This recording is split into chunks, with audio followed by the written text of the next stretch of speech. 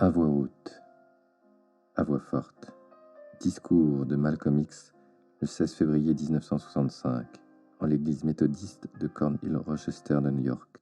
Avant toute chose, mes frères et sœurs, je tiens à vous remercier d'avoir pris le temps de venir ici ce soir à Rochester et surtout de m'avoir invité à cette petite tribune informelle pour débattre de préoccupations communes à tous les membres de la communauté de Rochester dans son ensemble. Si je suis ici, c'est pour parler avec vous de la Révolution noire en marche sur cette terre, des formes qu'elle prend sur le continent africain et de son impact sur les communautés noires, non seulement ici en Amérique, mais aussi aujourd'hui en Angleterre, en France et dans toutes les anciennes puissances coloniales. La plupart d'entre vous ont sans doute appris par la presse la semaine dernière que j'avais pris la peine d'aller à Paris et qu'on m'avait conduit. Or, Paris n'est conduit personne. Comme chacun sait, qui veut est supposé pouvoir se rendre en France. Ce pays a la réputation d'être très libéral. Pourtant, la France connaît des problèmes dont elle n'a pas fait grand étalage. L'Angleterre aussi connaît des problèmes dont elle n'a pas fait grand étalage, parce que l'Amérique, elle, étale ses problèmes. Mais ces trois partenaires, ces trois alliés rencontrent aujourd'hui des difficultés communes, dont les Noirs américains, les Afro-américains n'ont pas vraiment idée. Afin que vous et moi connaissions la nature de la lutte dans laquelle vous et moi sommes engagés, nous devons connaître les différents éléments qui entrent en jeu au niveau local et national, mais aussi sur le plan international. Les problèmes de l'homme noir ici, dans ce pays, aujourd'hui, ne sont plus seulement le problème du noir américain ou un problème américain, c'est un problème devenu si complexe, aux implications si nombreuses qu'il faut le considérer dans son ensemble, dans le contexte mondial ou international, afin de bien le voir tel qu'il est en réalité. Sinon, vous ne pouvez même plus prendre la mesure des problèmes locaux, à moins d'en saisir la portée dans le contexte international tout entier. Et quand vous l'observez en contexte, il vous apparaît sous un jour nouveau, mais avec plus de clarté. Vous devriez vous poser cette question. Pourquoi un pays comme la France devrait autant s'inquiéter de la venue d'un pauvre petit noir américain, au point qu'elle lui en interdise ses frontières, quand tout un chacun, ou presque, peut s'y rendre quand bon lui semble? C'est avant tout parce que ces trois pays font face au même problème. Or, le problème est précisément celui-ci. Dans l'hémisphère ouest, vous et moi n'en avons pas pris conscience, mais nous ne formons pas précisément une minorité sur cette terre. Sur ce continent, il y a c'est le peuple brésilien dont les 2 tiers ont la peau foncée comme vous et moi. Ce sont les Africains par leurs origines. Africains sont leurs ancêtres, Africains et leur passé. Et pas seulement au Brésil, mais à travers toute l'Amérique latine, les Antilles, les États-Unis et le Canada, vous avez des gens d'origine africaine. Beaucoup d'entre nous se pourvoient en imaginant que seuls sont afro-américains ceux qui se trouvent aux États-Unis. L'Amérique, c'est l'Amérique du Nord, l'Amérique centrale et l'Amérique du Sud. Quiconque a des ancêtres africains en Amérique du Sud est afro-américain. Quiconque en Amérique centrale a du sang africain est afro-américain. Quiconque ici, en Amérique du Nord, y compris au Canada, est afro-américain s'il a des ancêtres africains. Et même jusqu'aux Antilles, c'est un afro-américain. Quand je parle des afro-américains, je ne parle pas seulement des 22 millions d'entre nous qui sommes ici aux États-Unis. Les afro-américains, c'est ce grand nombre d'êtres humains de l'hémisphère ouest, depuis l'extrême sud de l'Amérique du Sud jusqu'à la pointe la plus au nord de l'Amérique du Nord. Tous ont un héritage commun, une origine commune, quand vous remontez jusqu'à leurs racines. Aujourd'hui, il existe 4 sphères d'influence dans l'hémisphère ouest que subit le peuple noir. Il y a l'influence espagnole, héritage du passé colonial de l'Espagne sur une partie du continent. Il y a l'influence française, qui concerne la région qu'elle a autrefois colonisée, la région que les Britanniques ont autrefois colonisée, et puis ceux d'entre nous qui sommes ici, aux États-Unis. À cause de la mauvaise santé économique de l'Espagne, et parce qu'elle a perdu sa position prédominante sur la scène mondiale en termes d'influence, très peu de gens de peau noire ont émigré en Espagne. En revanche, le niveau de vie élevé en France et en Angleterre a poussé nombre de Noirs à immigrer des Antilles anglaises en Grande-Bretagne et nombre de Noirs des Antilles françaises à immigrer en France, et puis vous et moi déjà ici. Ça signifie donc que les 3 grands alliés, les États-Unis, la France et la Grande-Bretagne, ont un problème aujourd'hui, un problème commun. Mais on ne nous a jamais donné suffisamment d'informations, ni à vous ni à moi, pour comprendre qu'ils avaient un problème commun. Et ce problème commun, c'est ce nouvel état d'esprit qui est reflété dans la complète division du peuple noir, en France métropolitaine, en Angleterre et ici aux États-Unis. Et cet état d'esprit a évolué au même rythme que les transformations dans les mentalités sur le continent africain. Donc, quand vous considérez le processus de la révolution africaine, Et par révolution africaine, je veux dire que l'émergence des nations africaines dans l'indépendance qui a lieu depuis les 10 ou 12 dernières années a absolument affecté l'état d'esprit des Noirs en Occident, à tel point que, lorsqu'ils émigrent en Angleterre, ils posent des problèmes aux Anglais, et lorsqu'ils émigrent en France, ils posent des problèmes aux Français. Et quand ils, déjà ici aux États-Unis, mais une fois qu'ils s'éveillent, ce même état d'esprit se reflète chez l'homme noir aux États-Unis. Alors il pose un problème à l'homme blanc, ici, en Amérique. Et ne pensez pas que le problème du blanc en Amérique soit unique. La France a le même, la Grande-Bretagne a le même, mais la seule différence entre la France, la Grande-Bretagne et nous, c'est que de nombreux leaders noirs se sont levés ici à l'ouest, aux États-Unis, et ont créé une sorte d'engagement, militancy, qui a effrayé les Américains blancs. Mais ça n'a pas eu lieu en France ou en Angleterre. Ce n'est que récemment que la communauté noire américaine et la communauté anglaise des Antilles, ainsi que la communauté africaine en France, ont commencé à s'organiser entre elles. La France meurt de peur. C'est le même phénomène en Angleterre, jusqu'à très récemment. C'était la désorganisation complète. Et c'est seulement depuis peu qu'en Angleterre, les Antillais, la communauté africaine et les Asiatiques ont commencé à s'organiser et à travailler en coordination et en étroite collaboration. Et cela posait un problème très sérieux à l'Angleterre. Il me fallait exposer cette situation afin que vous compreniez quelques-uns des problèmes actuels qui se développent ici sur cette terre. Et vous pouvez rapidement comprendre les problèmes entre les Noirs et les Blancs ici à Rochester, entre les Noirs et les Blancs du Mississippi et entre les Noirs et les Blancs de Californie, à moins que vous ne compreniez le problème fondamental entre Noirs et Blancs. Non limité à l'échelle locale, mais au niveau international et de la planète tout entière aujourd'hui. Si vous essayez de le considérer dans cette perspective, vous comprendrez. Mais si vous essayez uniquement de l'appréhender dans sa dimension locale, vous ne le comprendrez jamais. Vous devez considérer la tendance qui se dessine sur cette terre. Et le but de ma venue ici ce soir est de vous en donner une vision aussi actuelle que possible. Comme beaucoup d'entre vous le savent, j'ai quitté le mouvement des Black Muslims et pendant l'été, j'ai passé 5 mois au Moyen-Orient et sur le continent africain. Pendant cette période, j'ai visité de nombreux pays dont le premier a été l'Égypte, puis l'Arabie, puis le Koweït, le Liban, le Soudan, le Kenya, l'Éthiopie, Zanzibar, la Tanganyika, qui s'appelle aujourd'hui la Tanzanie, le Nigeria, le Ghana, la Guinée, le Libéria, l'Algérie. Et pendant ces 5 mois, j'ai eu la chance de discuter longuement avec le président Nasser en Égypte, le président Julius Nyerere en Tanzanie, Jomo Kenyatta au Kenya, Milton Obote en Ouganda, Azikiwe au Nigeria, Nkrumah au Ghana et Sékou Touré en Guinée. Les nombreuses informations échangées avec les hommes et d'autres Africains sur ce continent au cours de ces entretiens ont élargi ma compréhension et je le sens, mon acuité intellectuelle, car depuis mon retour, je n'ai eu aucun désir, d'aucune sorte, de me retrouver embourbé dans quelques querelles stériles avec des cervelles d'oiseaux, des esprits étroits qui font partie d'organisations. On y débat de faits trompeurs et qui ne mènent nulle part quand on essaie de trouver des solutions à des problèmes aussi complexes que le nôtre. Je ne suis pas ici ce soir pour parler de certains de ces mouvements qui sont en désaccord total les uns avec les autres. Je suis ici pour vous parler du problème auquel nous sommes tous confrontés et pour le faire de façon très informelle.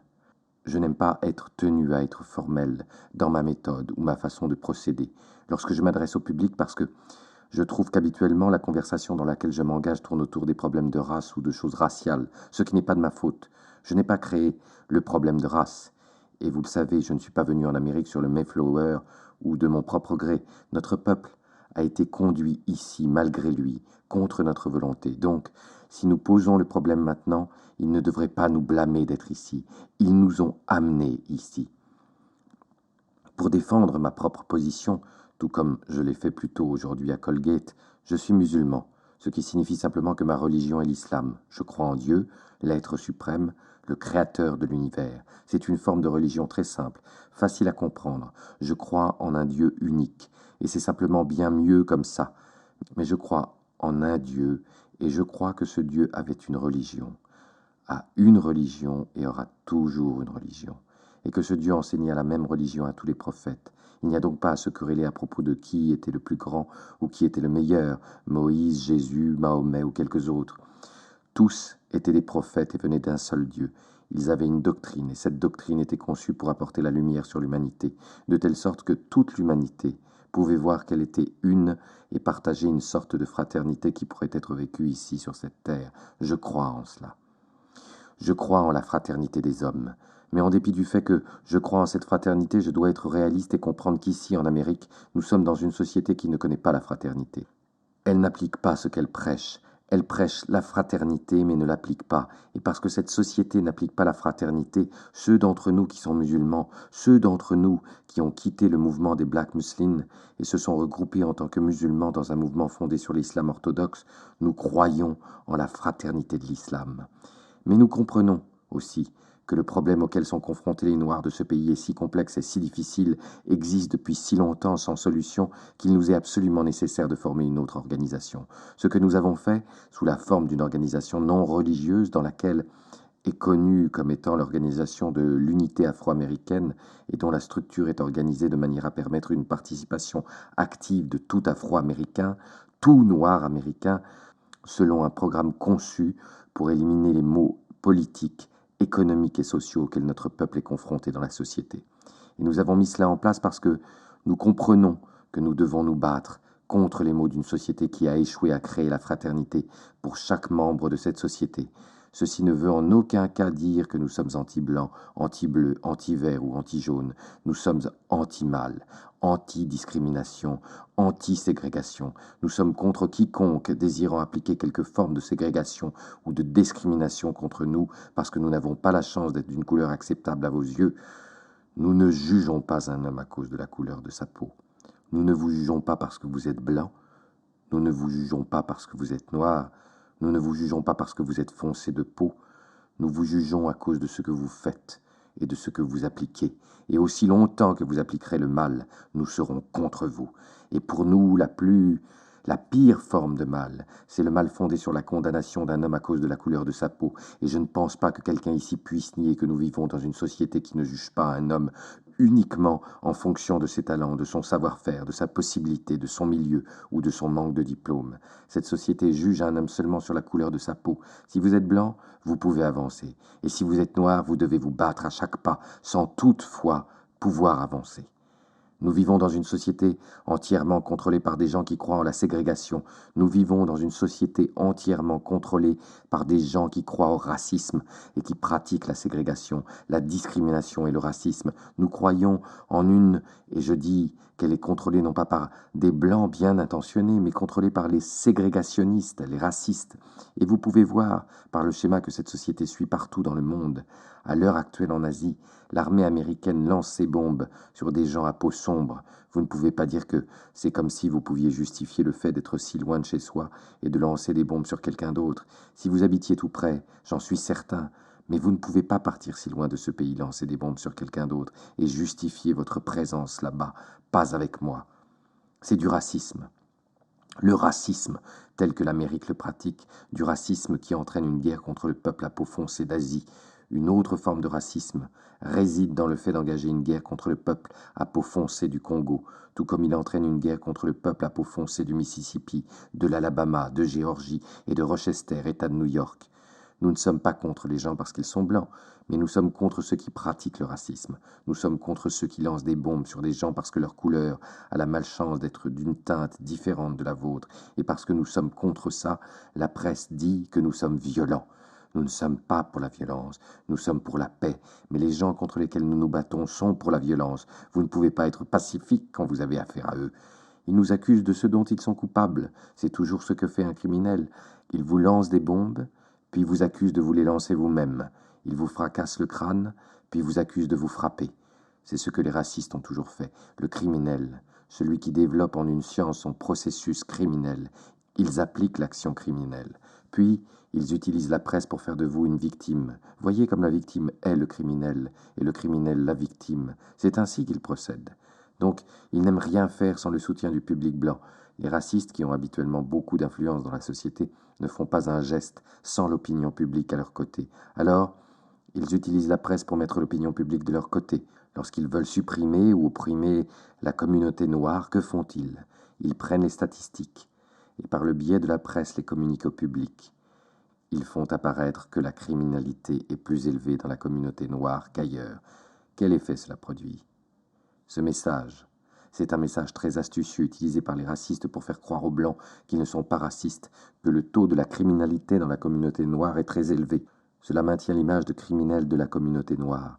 Et dès que cette impression est donnée, alors on rend possible où on trace la voie de l'instauration d'un État policier dans la communauté noire, tout en obtenant l'approbation complète du public blanc quand la police y entre et utilise toutes sortes de mesures brutales pour supprimer les Noirs, leur fracasse le crâne, leur lance des chiens ou des choses de ce genre, et les Blancs les suivent parce qu'ils croient que tous là-bas sont des criminels. C'est ce que la presse fait cela, c'est de l'habileté, et cette science s'appelle faire de l'image. Ils vous tiennent en échec par le biais de cette science de l'imagerie.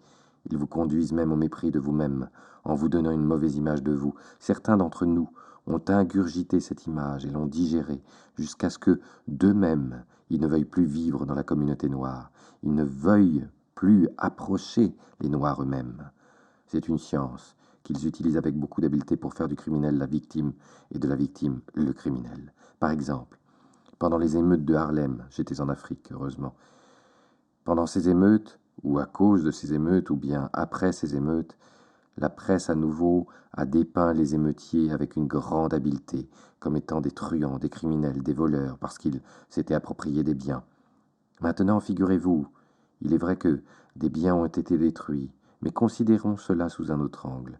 Dans ces communautés noires, l'économie de la communauté n'est pas entre les mains de l'homme noir. L'homme noir n'est pas son propre propriétaire. Les bâtiments dans lesquels il vit appartiennent à d'autres. Les magasins de la communauté sont tenus par d'autres. Tout dans la communauté est hors de son contrôle. Il n'a rien à dire en la matière, il ne peut rien faire, si ce n'est y vivre et payer le loyer le plus élevé en échange de l'habitation la plus médiocre. Payer les prix les plus élevés pour se nourrir, pour la plus mauvaise nourriture. Il est victime de cela, victime de l'exploitation économique, de l'exploitation politique et de tout autre type. Aujourd'hui, il est si frustré, tellement sous la pression de cette énergie explosive qu'il habite, qu'il voudrait attraper celui qui l'exploite. Mais celui qui l'exploite n'habite pas dans son voisinage. Il est seulement le propriétaire de sa maison, il est seulement le propriétaire de son magasin, il est seulement le propriétaire du voisinage. Si bien que lorsque l'homme noir explose, celui qu'il voudrait attraper n'est pas là, alors il détruit ses biens. Ce n'est pas un voleur, il n'essaie pas de voler vos meubles ou votre nourriture de médiocre qualité, il veut vous attraper, mais vous n'êtes pas là. Au lieu que les sociologues n'analysent le vrai problème tel qu'il est, n'essaient de le comprendre tel qu'il est, ils utilisent la presse pour faire croire que ces gens sont des voleurs, des truands. Non, ce sont des victimes du vol organisé, des propriétaires organisés qui ne sont rien d'autre que des voleurs, des marchands qui ne sont rien d'autre que des voleurs, des politiciens qui siègent au gouvernement et qui ne sont rien d'autre que des voleurs complices des propriétaires et des marchands. Mais une fois de plus, la presse est habituée à faire de la victime le criminel et du criminel la victime. C'est de l'imagerie. Et tout comme cette imagerie est employée à l'échelon local, vous pourrez la comprendre mieux grâce à cet exemple pris au plan international. Le meilleur exemple, et le plus récent témoignant de mes paroles, se trouve dans la situation du Congo. Écoutez ce qui s'est passé. Nous nous sommes trouvés dans une situation où des avions lançaient des bombes sur des villages africains. Un village africain n'a aucune défense contre les bombes. Un village africain ne constitue pas une menace suffisante pour être bombardé. Les avions lançaient pourtant des bombes sur les villages africains. Et lorsque les bombes frappent, elles ne font pas la distinction entre les amis et les ennemis. Elles ne font pas la différence entre les hommes et les femmes. Lorsque les bombes sont lancées sur les villages africains du Congo, elles sont lancées sur des femmes noires, sur des enfants noirs, sur des bébés noirs. Les êtres humains se retrouvent déchiquetés. Je n'ai entendu aucun cri de protestation, aucune compassion à l'égard de ces milliers de Noirs abattus par les avions. Et pourquoi n'y eut-il pas de cri de protestation? Pourquoi ne nous sommes-nous pas sentis concernés? Parce que, une fois de plus, très habilement la presse fait des victimes les criminels et des criminels les victimes. Mais c'est une chose que vous devez considérer et à laquelle vous devez répondre parce que il y a des avions américains, des bombes américaines, des parachutistes américains armés de mitrailleuses. Mais vous savez, ils disent que ce ne sont pas des soldats qu'ils sont simplement là-bas en service d'escorte, qu'ils ont commencé comme conseillers au Sud-Vietnam. 20 000 hommes uniquement conseillés et uniquement en service d'escorte. Ils sont capables de commettre ces tueries et de s'en tirer à bon compte en les qualifiant d'humanitaires, d'action humanitaire, ou d'agir au nom de l'indépendance, de la liberté, toutes sortes de slogans retentissants. Mais c'est un crime de sang-froid, une tuerie, et c'est fait si habilement que vous et moi, nous qualifions d'être subtils en ce XXe siècle, sommes capables d'en être les spectateurs et de l'approuver, simplement parce que tout cela est perpétré contre des hommes à peau noire par des hommes à peau blanche. Bien que je vous cite cet exemple, vous pourriez me dire « Qu'est-ce que cela a-t-il à voir avec l'homme noir en Amérique ? Et qu'est-ce que cela a-t-il à voir avec les relations entre noirs et blancs ici à Rochester ?» Vous devez comprendre une chose. Jusqu'à 1959, l'image du continent africain fut créée par des ennemis de l'Afrique. L'Afrique était dominée par des puissances extérieures dominées par les Européens.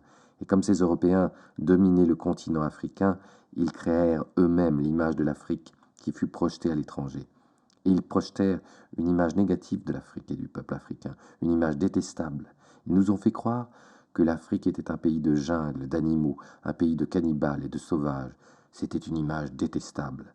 Et parce qu'ils réussissaient si bien à projeter cette image négative de l'Afrique, nous qui, ici, à l'Ouest, étions d'ancêtres africains, les Afro-Américains, nous avons considéré l'Afrique comme un lieu détestable. Nous avons considéré l'Africain comme une personne détestable. Et se référer à nous comme à des Africains, c'était nous prendre pour des serviteurs, des enfants, ou parler de nous d'une façon dont nous ne voulions pas que vous parliez de nous. Pourquoi ? Parce que ceux qui oppriment savent que l'on ne peut faire haïr les racines sans faire haïr l'arbre. Vous ne pouvez pas haïr les vôtres sans finir par vous haïr vous-même. Et puisque nous avons tous des origines africaines, on ne peut nous faire haïr l'Afrique sans nous faire nous haïr nous-mêmes. Et ils l'ont fait, très habilement. Quel en a été le résultat ? Ils se sont retrouvés avec 22 millions de Noirs ici, en Amérique, qui haïssaient tout ce qu'il y avait d'Africains en eux. Nous haïssons les caractéristiques africaines, nous haïssons nos cheveux, nous haïssons notre nez, la forme de notre nez et celle de nos lèvres, la couleur de notre peau. Oui, nous les haïssons. Et c'est vous qui nous avez appris à nous haïr nous-mêmes, simplement en usant de votre stratégie astucieuse pour nous faire haïr la terre de nos ancêtres et le peuple de ce continent.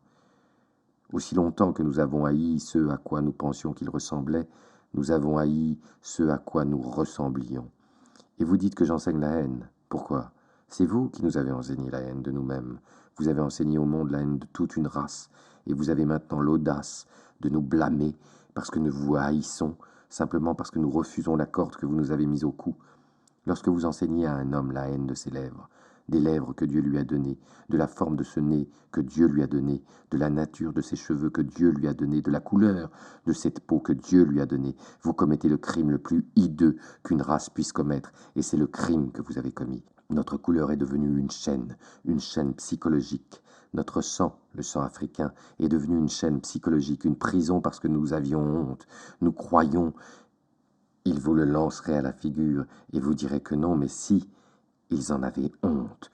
Nous nous sommes sentis piégés parce que notre peau était noire. Nous nous sommes sentis piégés parce que nous avions du sang africain dans nos veines. Voici comment vous nous avez emprisonnés, non pas uniquement en nous émanant ici et en faisant de nous des esclaves, mais l'image que vous avez créée de notre terre et l'image que vous avez créée de notre peuple sur ce continent était un piège, une prison, une chaîne. C'était la pire forme d'esclavage jamais inventée par une race soi-disant civilisée et une nation civilisée depuis le commencement du monde. Vous en voyez encore le résultat dans notre peuple, dans ce pays, aujourd'hui, parce que nous haïssons notre sang africain. Nous ne nous sentions pas à la hauteur, nous nous sentions inférieurs, impuissants, et notre sentiment d'impuissance ne nous a pas été favorable. Nous nous sommes tournés vers vous pour vous demander de l'aide et vous avez refusé de nous aider. Nous ne nous sentions pas à la hauteur. Nous nous sommes tournés vers vous pour vous demander conseil et vous nous avez donné le mauvais conseil. Nous nous sommes tournés vers vous pour vous demander notre chemin et vous nous avez laissé tourner en rond. Mais un changement est apparu en nous. Et de quoi provient-il ? En 85, en Indonésie, à Bandung, un rassemblement d'hommes de peau foncée fut organisé. Ces hommes d'Afrique et d'Asie sont venus ensemble pour la première fois depuis des siècles. Ils n'avaient pas d'armes nucléaires, pas d'aviation, pas de flotte. Ils ont discuté de leur situation et ont découvert une chose que nous tous en commun, l'oppression, l'exploitation, la souffrance. Et nous avions en commun un oppresseur, un exploiteur. Si un frère venait du Kenya, il appelait son oppresseur anglais. Si un autre frère venait du Congo, il appelait son oppresseur belge. Si un autre venait de Guinée, il appelait son oppresseur français. Mais quand vous placiez les oppresseurs ensemble, ils avaient tous une chose en commun. Ils venaient tous d'Europe. Et cet Européen opprimait le peuple d'Afrique et d'Asie. Et puisque nous pouvions voir que nous partagions l'oppression et l'exploitation en commun, le chagrin, la tristesse et la douleur en commun, notre peuple a commencé à se rassembler et a décidé à la conférence de Bandung qu'il était temps d'oublier nos différences. Nous avions des différences. Certains étaient bouddhistes, hindous, chrétiens ou musulmans, certains n'avaient pas de religion, d'autres étaient socialistes, capitalistes, communistes ou ne revendiquaient aucun système économique. Pourtant, malgré toutes ces différences, ils se mirent d'accord sur un point, l'esprit de Bandung était dès lors d'adoucir les airs de différence et d'accentuer les airs communes. Et ce fut l'esprit de Bandung qui nourrit les flammes du nationalisme et de la liberté, non seulement en Asie, mais particulièrement sur le continent africain. De 1955 à 1960, les flammes du nationalisme, de l'indépendance sur le continent africain devinrent si lumineuses et furieuses qu'elles pouvaient tout brûler et tout atteindre sur leur passage. Et ce même esprit ne resta pas en Afrique. Il se faufila subrepticement à l'ouest et pénétra l'âme et le cœur de l'homme noir sur le continent américain qui était séparé de l'Afrique depuis 400 ans. Mais ce même désir de liberté qui avait bouleversé l'âme et le cœur de l'homme noir sur le continent africain commença à brûler dans l'âme et le cœur de l'homme noir ici, en Amérique du Sud, en Amérique centrale et en Amérique du Nord, nous prouvant que nous n'étions pas séparés. Bien qu'il y ait un océan entre nous, nous étions toujours mus par le même battement de cœur. L'esprit du nationalisme sur le continent africain, il commença à retomber. Les puissances coloniales ne pouvaient rester là. Les Britanniques eurent des problèmes au Kenya, au Nigeria, au Tanganyika, à Zanzibar et dans d'autres pays du continent. Les Français eurent des problèmes dans toute l'Afrique du Nord équatoriale, y compris en Algérie, qui devient un point de tension extrême pour la France. Le Congo ne voulait plus tolérer la présence belge. Le continent africain tout entier devint explosif entre 1954 et 1955 et jusqu'en 1959. En 1959, ces puissances ne pouvaient plus rester. Ce n'est pas qu'elles voulaient partir, ce n'est pas que tout à coup elles devenaient généreuses, ce n'est pas que tout à coup elles ne souhaitaient plus exploiter les ressources de l'homme noir, mais c'est cet esprit d'indépendance qui consumait l'âme et le cœur de l'homme noir. Il ne s'autorisait plus à être colonisé, opprimé, exploité. Il ressentait cette volonté d'être maître de son existence et de prendre la vie de ceux qui essayaient de lui prendre la sienne. C'était cela le nouvel esprit. Ces puissances ne partirent pas, mais que firent-elles? Lorsque quelqu'un joue au basketball, si vous le regardez, les joueurs de l'équipe adverse le piègent, et s'il ne veut pas se débarrasser de la balle, de la laisser entre les mains de l'autre équipe, il doit la passer à quelqu'un qui n'est pas dans une position dangereuse, qui est de la même équipe que lui. Et puisque la Belgique, la France, la Grande-Bretagne et les autres puissances coloniales étaient piégées, se trouvaient exposées en tant que puissance coloniale, elles devaient trouver quelqu'un qui n'était pas dans cette position dangereuse, et les seuls à ne pas être dans cette position dangereuse à l'égard des Africains étaient les États-Unis. Donc, elles passèrent la balle aux États-Unis. Le gouvernement la ramassa et court comme un fou depuis. Dès qu'ils saisirent la balle, ils comprirent qu'ils étaient confrontés à un nouveau problème. Les Africains s'étaient réveillés et n'avaient plus peur. Il était devenu impossible aux puissances européennes de rester sur le continent de force. Donc notre ministère des Affaires étrangères, tout en saisissant la balle, comprit dans sa nouvelle analyse qu'il faudrait déployer une nouvelle stratégie s'il fallait remplacer les puissances coloniales européennes. Quelle fut sa stratégie? L'approche amicale? Au lieu d'aller sur place les dents serrées, il a commencé par sourire aux Africains. « Nous sommes vos amis ». C'était une approche pleine de bienveillance philanthropique. Appelez cela du colonialisme bienveillant, de l'impérialisme philanthropique, de l'humanitarisme soutenu par le dollarisme, de la politique de pure forme, tokenisme. C'est l'approche qu'il choisit. Il ne s'est pas rendu là-bas avec de bonnes intentions. Comment peut-on partir d'ici et se rendre sur le continent africain avec le Peace Corps, les Crossroads et d'autres organisations lorsque l'on pend des Noirs dans le Mississippi? Comment peut-on faire cela? On peut considérer la période allant de 54 à 64 comme celle de l'émergence de l'État africain, comme l'État africain a commencé à se dessiner entre 54 et 64. Quel impact, quel effet cela eut-il sur les Afro-Américains, sur les Noirs américains? Comme l'homme noir en Afrique devenait indépendant, cela le mettait dans la position d'être enfin l'artisan de sa propre image. Jusqu'en 1964, lorsque vous et moi pensions à un Africain, nous l'imaginions nu avec des tam-tams et un os dans le nez. Ah oui, c'était la seule image d'un Africain qui nous venait à l'esprit. Et depuis 1959, lorsqu'ils ont commencé à rejoindre les Nations Unies et que vous les voyiez à la télévision, vous étiez sous le choc.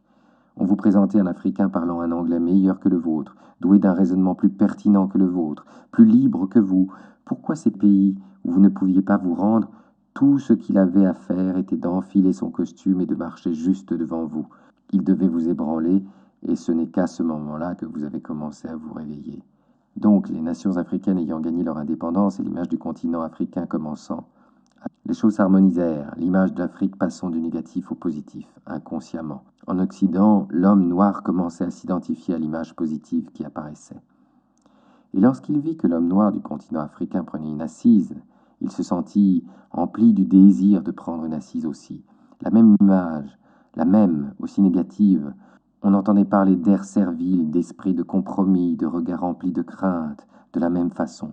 Mais lorsque nous avons commencé à en savoir plus sur Jomo Kenyatta, Maomo et les autres, on a trouvé des Noirs dans ce pays qui commençaient à suivre la même ligne et qui s'en retrouvaient plus proches que certains ne voulaient l'admettre.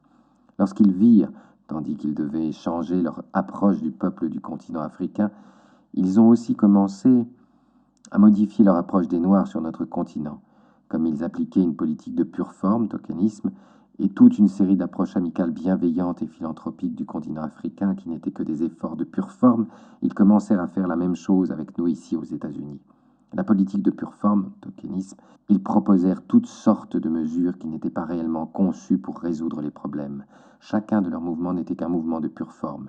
Ils n'ont jamais entrepris aucune action réaliste pour réellement résoudre le problème. Ils proposèrent une décision visant à désagréger la Cour suprême qu'ils n'ont jamais appliquée, pas même à Rochester et encore moins dans le Mississippi. Ils ont grugé les gens du Mississippi en essayant de leur faire croire qu'ils allaient imposer la déségrégation à l'université du Mississippi. Ils y firent venir un nègre, escorté d'environ 6 000 à 15 000 soldats, si je me souviens bien, et je crois bien que ça leur a coûté 6 millions de dollars. Cette politique de pure forme consistait en un programme conçu pour protéger les avantages d'à peine quelques Noirs, soigneusement sélectionnés. On leur attribuait une importante situation, ce qui leur permettait ensuite de proclamer haut et fort « Regardez comme nous faisons des progrès ».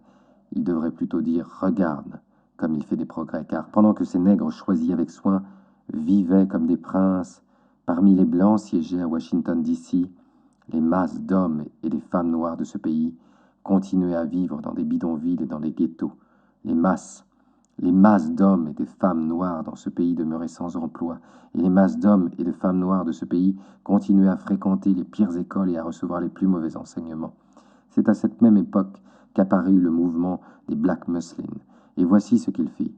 Jusqu'à l'apparition du mouvement des Black Muslins, le NAACP était considéré comme un mouvement radical. Ils voulurent faire une enquête à son sujet. Corr et tous les autres étaient suspects, étaient l'objet de suspicion. On n'entendait plus parler de King. Lorsque les Black Muslins sont arrivés avec leur discours, l'homme blanc s'était crié « Heureusement que le NAACP existe ». Le mouvement des Black Muslins avait rendu le NAACP acceptable aux yeux des Blancs. Il avait rendu ses leaders acceptables. Alors, ils commencèrent à se référer à eux comme à des leaders noirs responsables, ce qui signifiait qu'ils étaient responsables aux yeux des Blancs. Je ne suis pas en train d'attaquer le NAACP, je vous en parle. Et ce qui le rend si ridicule, vous ne pouvez pas le nier. Le mouvement en soi attire les éléments de la communauté noire, les plus militants, les plus insatisfaits, les plus intransigeants. Il attira aussi les éléments les plus jeunes de la communauté noire. Le mouvement se développant, il attira les éléments militants, intransigeants et insatisfaits. Le mouvement était censé être fondé sur la religion de l'islam et par conséquent être un mouvement religieux. Cependant, parce que le monde de l'islam et le monde des musulmans orthodoxes n'auraient jamais reconnu l'appartenance véritable des Black Muslins à l'islam, il prit ceux d'entre nous qui étaient dans une sorte de vide religieux. Il nous mit dans la position de nous identifier nous-mêmes par le biais de la religion, tandis que le monde dans lequel cette religion était pratiquée nous rejetait parce que nous n'étions pas des pratiquants véritables, des pratiquants de cette religion. Le gouvernement essaya de nous étiqueter comme politiques, plus que comme religieux, de telle sorte qu'il pouvait nous accuser de sédition et de subversion. C'était la seule raison. Mais bien qu'il nous ait étiquetés comme politiques, parce qu'aucun engagement politique ne nous a autorisés, nous étions dans le vide politiquement, nous étions dans un vide religieux, nous étions dans un vide politique, nous étions aliénés en fait, coupés de tout type d'activité, même avec le monde contre lequel nous nous battions. Nous pouvions alors comprendre qu'il nous fallait agir, et ceux qui, parmi nous, étaient activistes commencèrent à se sentir insatisfaits, désillusionnés. La dissension s'installa en définitive et nous nous séparâmes. Ceux qui rompirent étaient les vrais activistes du mouvement. Ils étaient suffisamment intelligents pour vouloir un programme qui nous permettrait de nous battre pour les droits de tous les Noirs ici à l'Ouest. Cependant, nous voulions aussi notre religion, si bien que lorsque nous avons quitté le mouvement, la première chose que nous fîmes fut de nous regrouper au sein d'une nouvelle organisation, la Mosquée musulmane, dont le siège se trouve à New York. Dans cette organisation, nous avons adopté la religion musulmane, réelle et orthodoxe, qui est une religion de l'islam, une religion de fraternité. Tandis que nous acceptions cette religion et mettions en place cette organisation qui nous permettait de pratiquer cette religion, immédiatement cette mosquée musulmane particulière était reconnue et acceptée par les officiels religieux du monde musulman. Nous avons compris, en même temps, que nous avions un problème dans cette société qui dépassait la religion. Et c'est pour cette raison que nous avons fondé l'organisation de l'unité afro-américaine à laquelle tous pouvaient se joindre dans la communauté grâce à un programme d'action visant à la reconnaissance et au respect des Noirs en tant qu'êtres humains. La parole d'ordre de l'organisation de l'unité afro-américaine est « par tous les moyens nécessaires ». Nous ne croyons pas en une lutte dont les règles sont fixées par ceux qui nous exploitent. Nous ne croyons pas pouvoir continuer la bataille en essayant de gagner l'affection de ceux qui nous oppriment et nous exploitent depuis si longtemps. Nous croyons en la légitimité de notre combat, nous croyons en la légitimité de nos revendications, nous croyons que les pratiques mauvaises à l'encontre des Noirs dans cette société sont criminelles et que ceux qui engagent de telles pratiques criminelles ne sont rien d'autre que des criminels. Et nous estimons être en droit de nous battre contre ce criminel par tous les moyens nécessaires. Ceci ne veut pas dire que nous sommes pour la violence, mais nous avons vu l'incapacité du gouvernement fédéral, son manque d'absolu de disposition à protéger les vies et les biens des Noirs. Nous avons vu où les Blancs racistes et organisés, les membres du Ku Klux Klan, ceux du Citizen Council et les autres peuvent aller dans la communauté noire pour prendre un homme noir et le faire disparaître sans que rien ne soit fait. Nous avons vu qu'ils peuvent y entrer. Nous avons à nouveau analysé notre condition. Si nous remontons à 1939, les Noirs en Amérique étaient cireurs de chaussures. Les plus éduqués ciraient les chaussures dans le Michigan, à Lansing, la capitale d'où je viens. Les meilleurs emplois que l'on pouvait trouver étaient de porter les plateaux et les plats destinés à nourrir les Blancs du Country Club. Le serveur était toujours considéré comme ayant la plus enviable position parce qu'il occupait un bon emploi au milieu des bons Blancs. Vous voyez ? Ça, c'est la condition du Noir jusqu'en 1939. Jusqu'à ce que la guerre commence, nous étions confinés dans ce rôle domestique.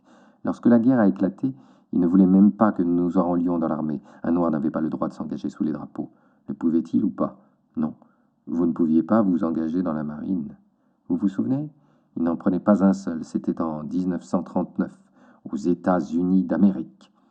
Ils nous ont appris à chanter « Sweet Land of Liberty » et tout le reste. Mais non, vous ne pouviez pas vous engager.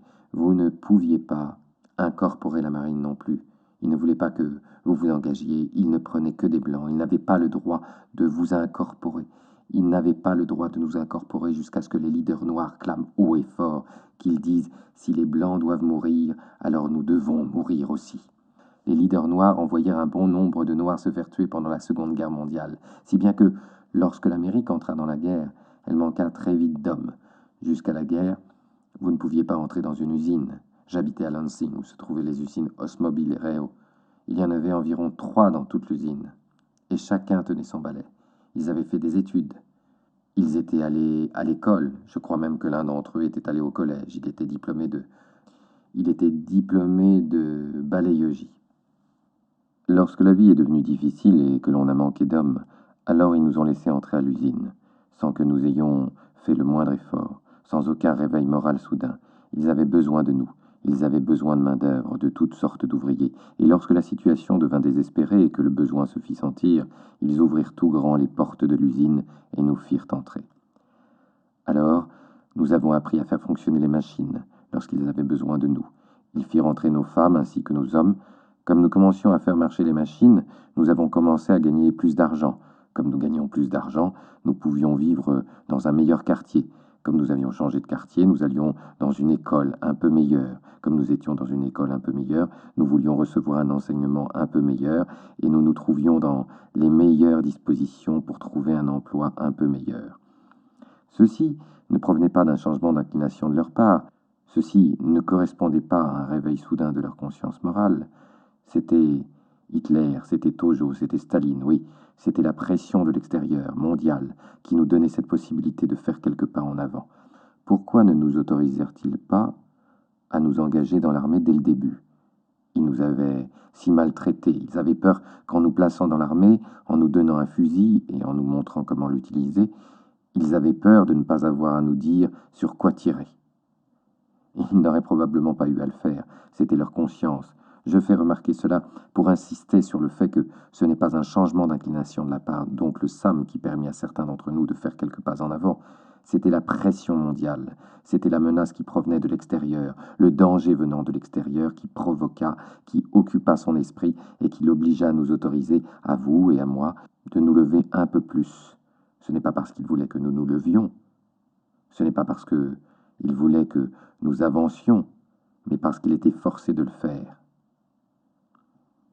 Une fois que vous analysez correctement ces éléments qui ont ouvert les portes, même si elles le furent de force, quand vous considérez leur nature, vous comprendrez mieux votre situation aujourd'hui, et vous comprendrez mieux la stratégie que vous devez suivre aujourd'hui.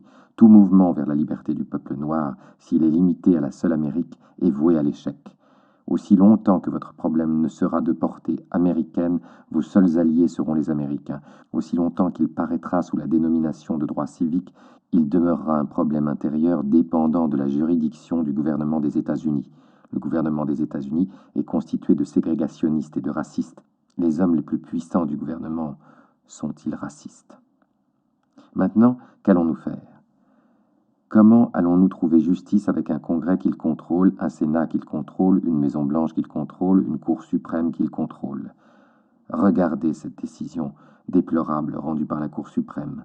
Mes frères, regardez donc, ne savez-vous pas que ces messieurs de la Cour suprême sont passés maîtres dans l'art du juridique, pas uniquement du droit, mais de la phraséologie juridique? Ils sont devenus si bons maîtres en l'art du langage juridique qu'ils ont pu sans difficulté rendre un décret sur la déségrégation scolaire et en termes si bien choisis que personne n'aurait pu le contourner.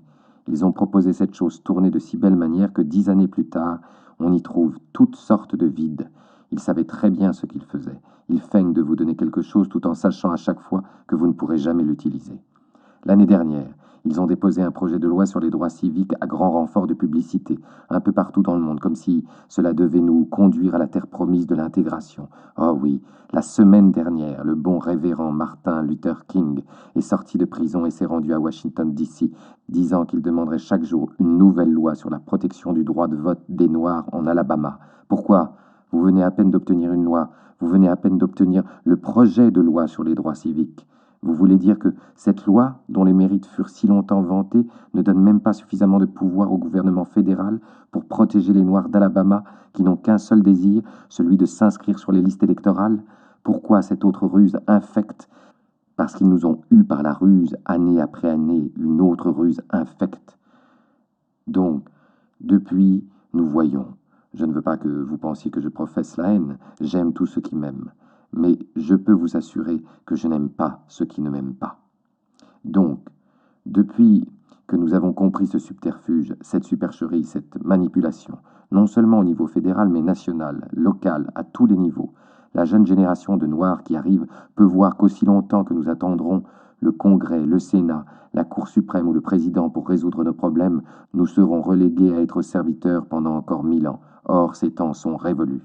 Depuis la proposition du projet de loi sur les droits civiques, j'ai vu les diplomates africains aux Nations Unies exprimer haut et fort leur indignation contre l'injustice perpétrée contre les Noirs au Mozambique, en Angola, au Congo et en Afrique du Sud. Et je me suis demandé comment et pourquoi ils pouvaient rentrer à leur hôtel, allumer la télévision et voir des chiens mordre des Noirs, juste au coin de la rue, des policiers saccager des magasins de Noirs à coups de matraque, juste au coin de la rue, et diriger vers les Noirs leur lance à eau de pression si forte que leurs vêtements s'en trouvaient mis en pièces, juste au bas de la rue. Je me demandais comment ils pouvaient dire tout ce qu'ils disaient sur ce qui se passait en Angola, au Mozambique et ailleurs, voir ce qui se passait juste au coin de la rue, et montrer à la tribune des Nations Unies sans permettre un règlement de la situation avant même qu'elle ne devienne explosive et incontrôlable. Je vous remercie. Je suis donc allé en discuter avec certains d'entre eux. Ils m'ont alors dit qu'aussi longtemps que le Noir d'Amérique appellerait sa lutte une lutte pour les droits civiques, que dans le contexte des droits civiques, cela resterait intérieur et demeurerait partie intégrante de la juridiction des États-Unis.